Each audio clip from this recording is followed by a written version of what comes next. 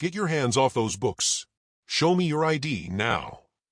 Officer Greg Hudson barked, his voice echoing through the quiet library.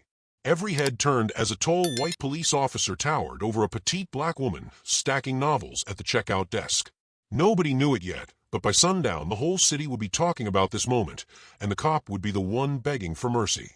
It was a rainy Monday in Willow Creek, the kind of gray morning where the clouds hung low, and the streets glistened with cold puddles. Most people moved quickly with umbrellas and coffee cups in hand, heads down, avoiding eye contact, just trying to get through the start of the week. Willow Creek wasn't a big city, but it had its share of small-town politics and whispered judgments. People kept to their own, stayed in their lanes, and tried not to draw attention. For Maya Brooks, this kind of morning was perfect. She loved the rain. The soft rhythm of droplets tapping against the library's tall windows made everything feel calm, almost sacred. At 7:45 a.m., the Willow Creek Public Library was nearly empty except for a few early birds, a college student cramming for finals, a retired man dozing in the history aisle, and two middle schoolers quietly arguing over which manga to borrow next. Maya, 31 years old, moved gracefully between the wooden bookshelves, a half-empty cart of novels trailing behind her. She wore her favorite blue cardigan, frayed at the sleeves from years of use, and thick-framed black glasses that gave her an old-school charm. Her curly black hair was tied in a neat bun, a few tendrils framing her warm face. Her badge, pinned proudly on her chest, read, Maya Brooks, Head Librarian. To the regulars, Maya wasn't just a librarian, she was a quiet hero. She remembered everyone's names, greeted every visitor like an old friend, and always had the perfect book ready for those who didn't know what they were looking for. But outside of these walls, Maya was invisible. In a town that still ran on legacy families and old-money politics, a young black woman who kept her head down was rarely seen, unless someone needed a reason to point fingers.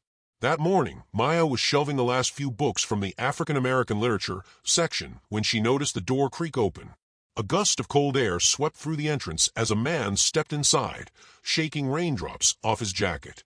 He was tall, broad-shouldered, and wore the crisp navy uniform of the Willow Creek Police Department. His badge gleamed under the fluorescent lights, but his face looked hard, like a man trying too hard to look in control. Officer Greg Hudson. He was new to the force, just a few months in, but he carried himself with the swagger of someone who thought he had the world figured out.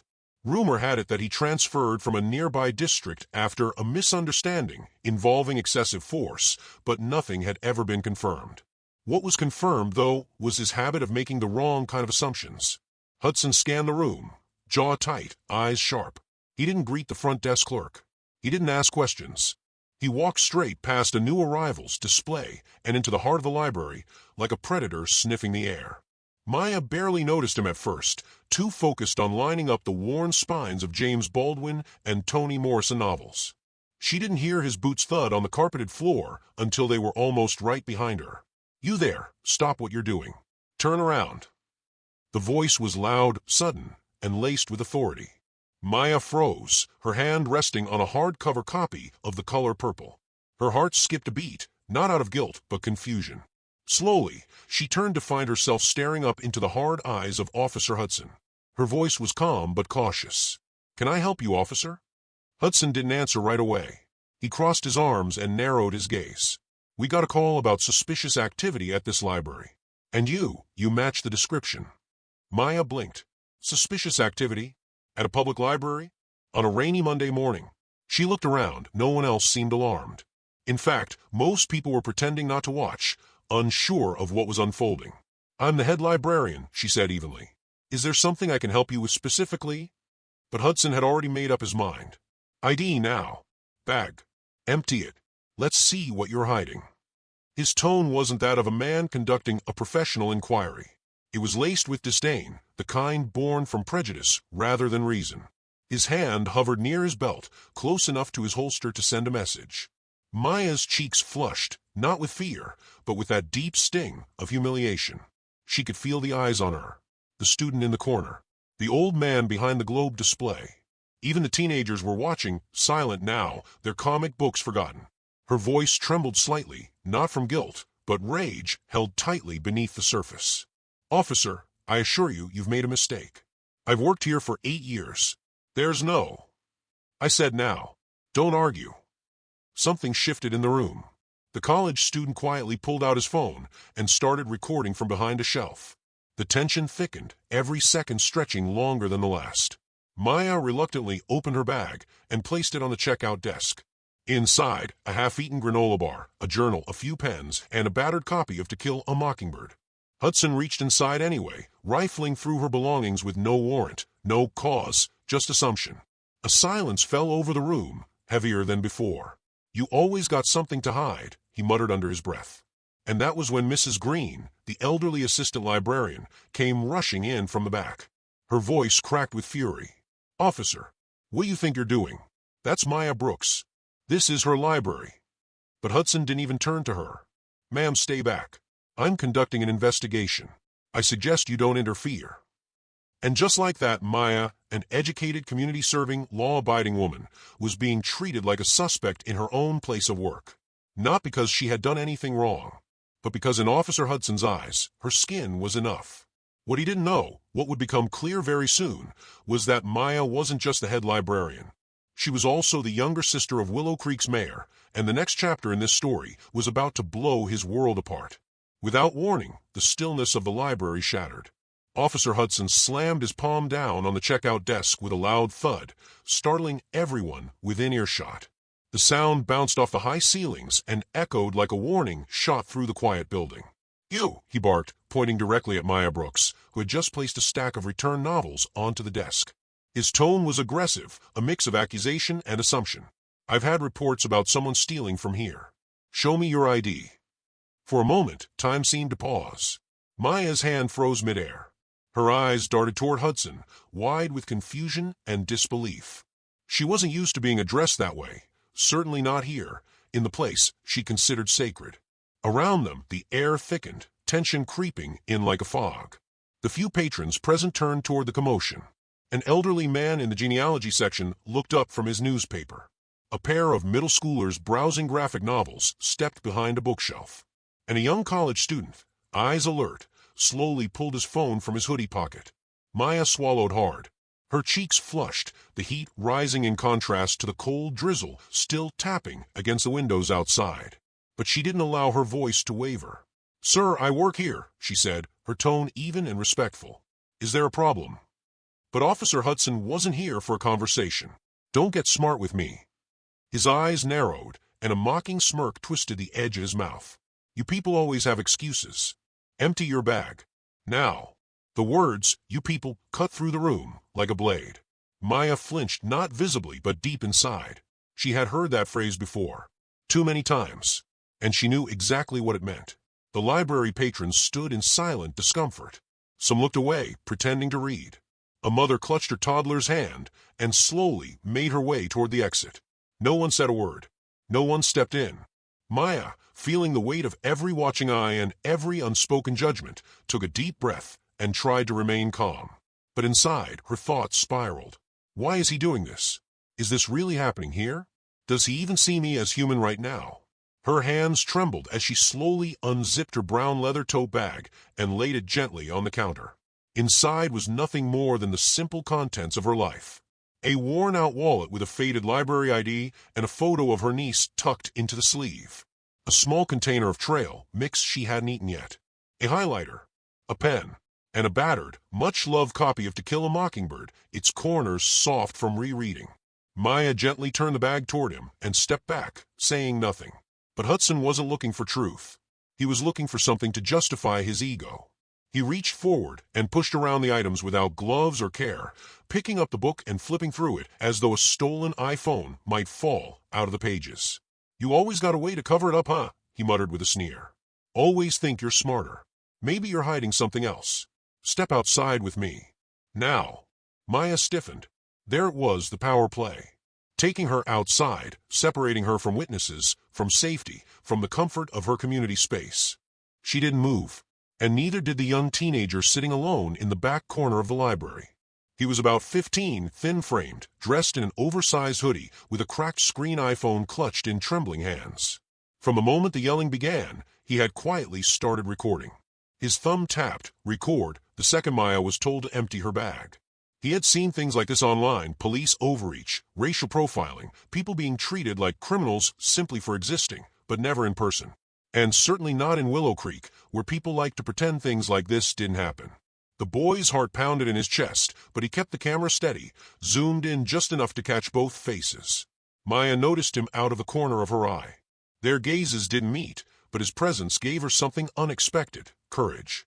"Officer, again, I work here. My name is Maya Brooks. I am the head librarian of this branch." She spoke slowly now with quiet authority. "You are embarrassing me in front of the very people I serve every day." Hudson took a step closer, clearly trying to intimidate. "Then if you're so proud of your job, prove it. Step outside and answer my questions. Or are you hiding something you don't want them to see?" Maya looked directly into his eyes. Her hand still shook, but her spine straightened.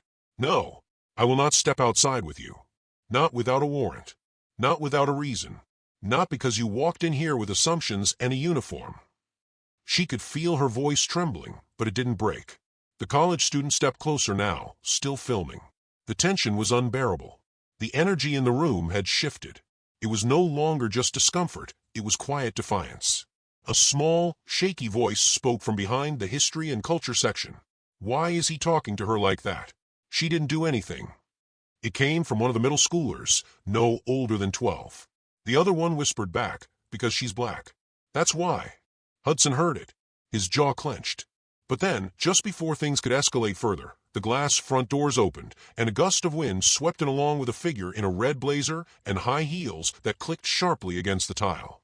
Mayor Olivia Brooks. Her eyes scanned the room and locked onto her sister. Her expression went from confusion to horror to fury in an instant. And in that moment, Officer Hudson's confidence cracked. Maya's shoes squeaked softly on the polished floor as she reluctantly walked beside Officer Hudson. Her steps were hesitant but composed, every movement betraying the internal storm now boiling beneath her calm exterior. As they approached the library's glass exit, heads turned and whispers grew. Behind them, tension snapped like a rubber band when Mrs. Green, the elderly assistant manager of the Willow Creek Public Library, came rushing down the aisle in a flurry of worry. She was short and silver-haired, always in floral cardigans and orthopedic shoes, but her presence carried weight. To the staff and patrons alike, she was something of a grandmother figure, a calm voice of reason who had worked at the library since before most of the current staff had even been born. "Officer," she called, panting slightly, clutching the desk for support. "What's going on here? Maya's worked here for years. She's never caused trouble. There's no theft. Please." Hudson didn't even look back. "Step aside, ma'am. I know how to do my job." The words, delivered with cold finality, silenced her. Maya's heart sank. She didn't want to make a scene, but the weight of humiliation now crushed her from all sides. She stepped through the glass doors into the rain, which had intensified into a steady downpour. Her cardigan soaked through almost instantly, clinging to her arms like a second skin. Outside, the morning was bleak. The parking lot shimmered with reflections of streetlights and thunderclouds. Cars drove slowly past the library, windshield wipers squeaking in sync with the storm. But the real storm was unfolding just under the covered walkway. Officer Hudson stepped in front of Maya, his boots splashing water as he turned to face her squarely. "So, tell me again, why were you here so early, huh? Before the library even opened? What were you doing inside?" His voice was louder now, echoing under the overhang, his arms crossed tightly. Rainwater dripped from the brim of his hat. Maya's eyebrows furrowed in disbelief. "I opened the library, officer. I'm the head librarian. That's part of my job." But he wasn't listening. He wasn't here to learn. He was here to dominate. You people always find clever ways to work around systems. Maybe you used your job to gain access. Maybe you've been taking things slowly, bit by bit. Those words stung more than anything. You people. It wasn't just about her being early. It wasn't about suspicion. It was about who he saw when he looked at her. Not a librarian, not a public servant, not a human being. Just another black face in the wrong place. As Hudson's voice rose, so did the fury in Maya's chest. Rain mixed with her tears, but she blinked them back. She would not cry. Not here. Not for him. And then, screech. A sleek black sedan tore into the lot, tires slicing through the puddles. It came to a jarring halt directly in front of the library steps.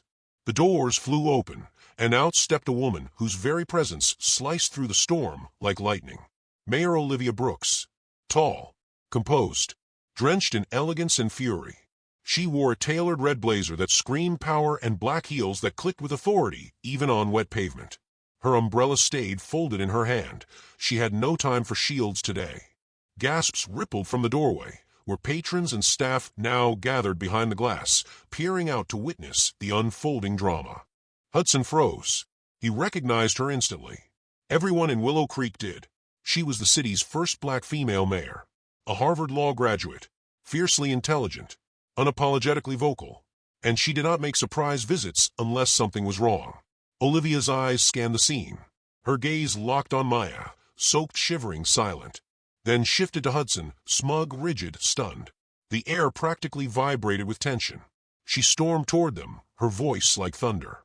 "Is there a reason my sister, the head librarian of this city," she emphasized each word like a judge handing down a sentence, "is standing out here in the rain, being harassed by one of my officers? On city property, during work hours?" Hudson blinked, stumbling for words. I was just responding to a report. A suspicious person inside the library before hours. It's protocol." "Protocol."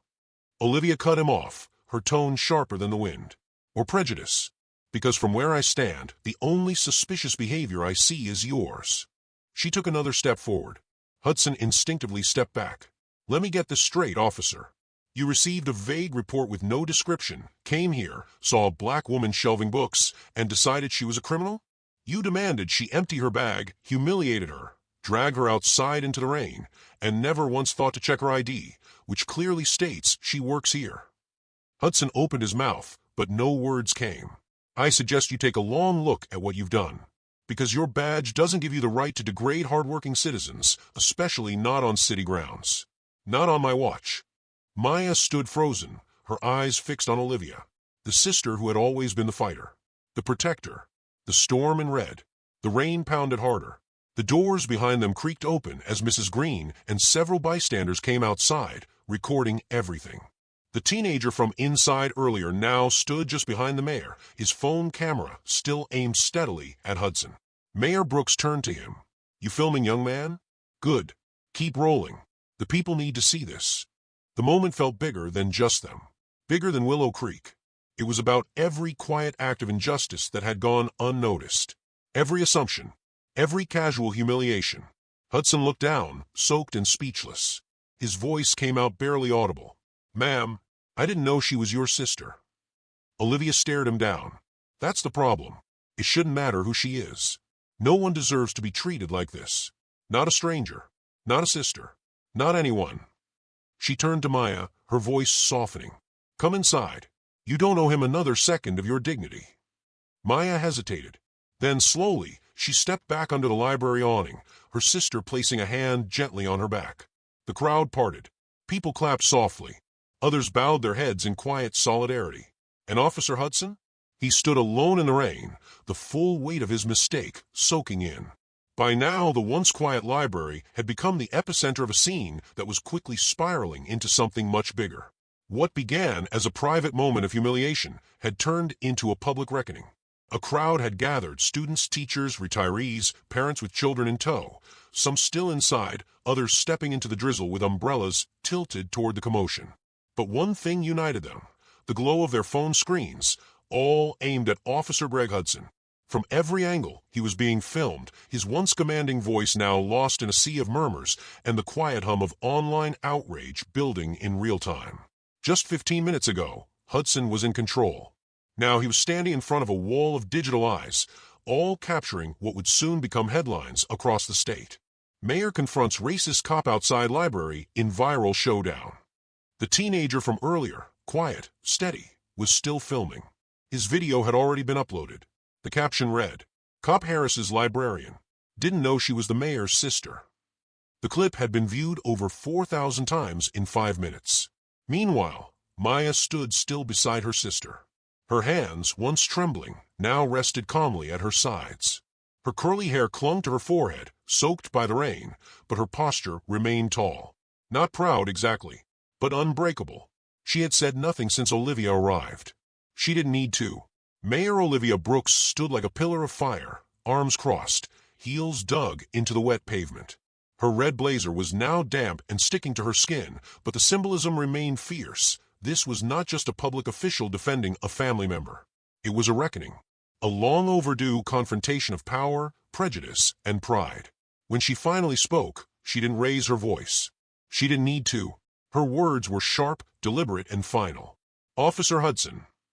She paused, letting his name land like a warning shot. "You are suspended," she said, eyes locked on his. "Effective immediately, pending a full internal investigation." Hudson's mouth opened slightly, his breath catching in his throat. He looked around as though searching for an ally. There were none. Not among the silent witnesses. Not among the cameras. And certainly not under the mayor's gaze. He took a step forward. "Ma'am, Mayor Brooks, I was only doing my job. I didn't know." "Didn't know what?" Olivia cut him off, eyebrows raised. "That the woman you accused was the librarian? That she had keys to the building? That she's never had so much as a traffic ticket? Or didn't you know she was my sister?" His silence spoke louder than any admission. "Because if that's the case," Olivia continued, her voice unwavering, "then what you're saying is that you would have treated her differently if you had known. Which only confirms everything that's wrong with how you handled this." Hudson swallowed hard. "I wasn't trying to."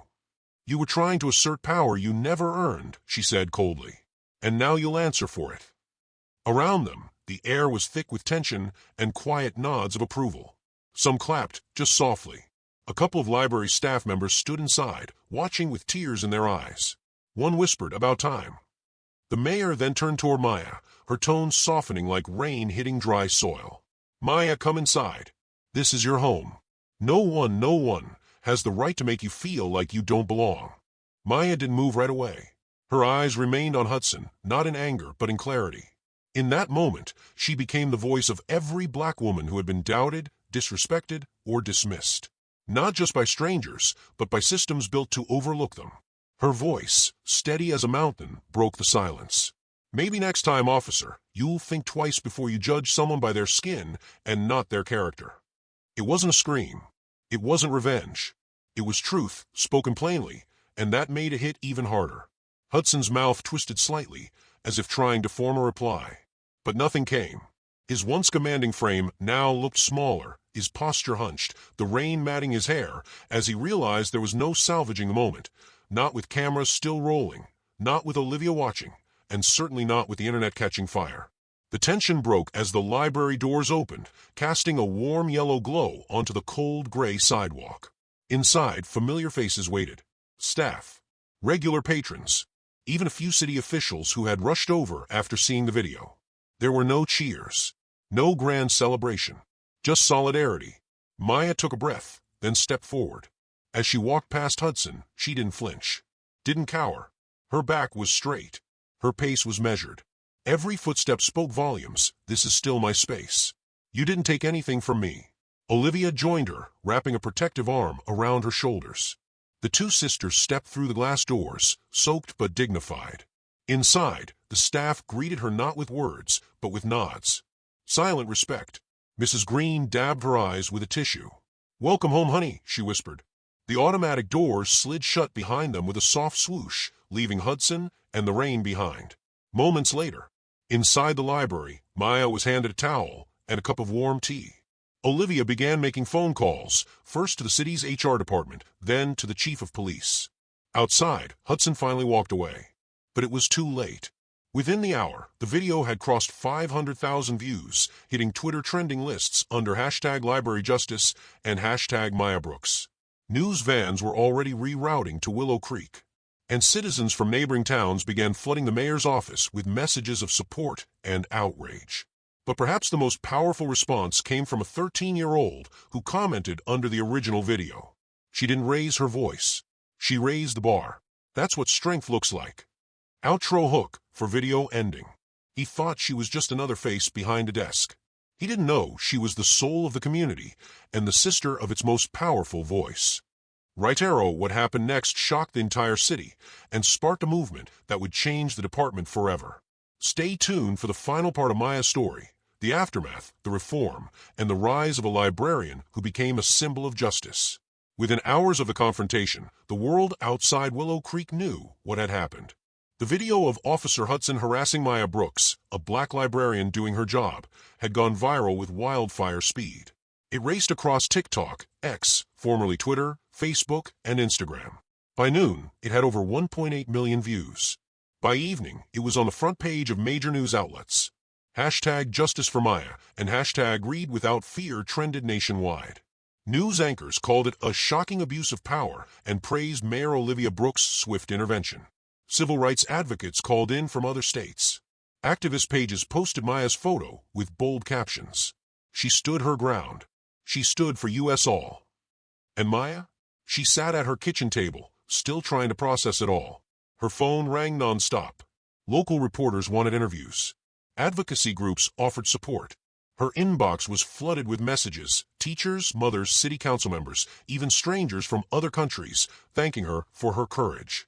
But amid the noise, Maya kept returning to one thought. This wasn't just about me. This happens every day. I just happened to get filmed. Official action and unofficial change. The very next morning, Mayor Olivia Brooks stood behind the city podium, dressed in her signature red, with Maya beside her. The mayor's voice was firm, her words clear. The actions seen in the video are not just a violation of public trust. They are a reflection of deeper, systemic biases we can no longer ignore. Today, I'm announcing mandatory racial bias retraining for our entire police department. Officer Hudson is suspended without pay, pending further review. And more importantly, this city is committed to ensuring that no one, regardless of race, gender, or position, feels unsafe in our public spaces. The press clapped. Residents stood and cheered. And beside her sister, Maya offered a small nod. Quiet, steady, still processing, but no longer shrinking. But the mayor wasn't done. She turned to Maya with a hand on her shoulder. We can't undo what happened, but we can choose what happens next. From silence to spotlight, Maya returned to the library the next day. When she arrived, she was met by something she never expected, a line of people wrapped around the block. Some held signs that read, "We stand with Maya." Others simply waited with books in hand and gratitude on their faces. Parents brought their children to meet her. One little girl, no older than 7, handed Maya a crayon drawing of a librarian wearing a superhero cape.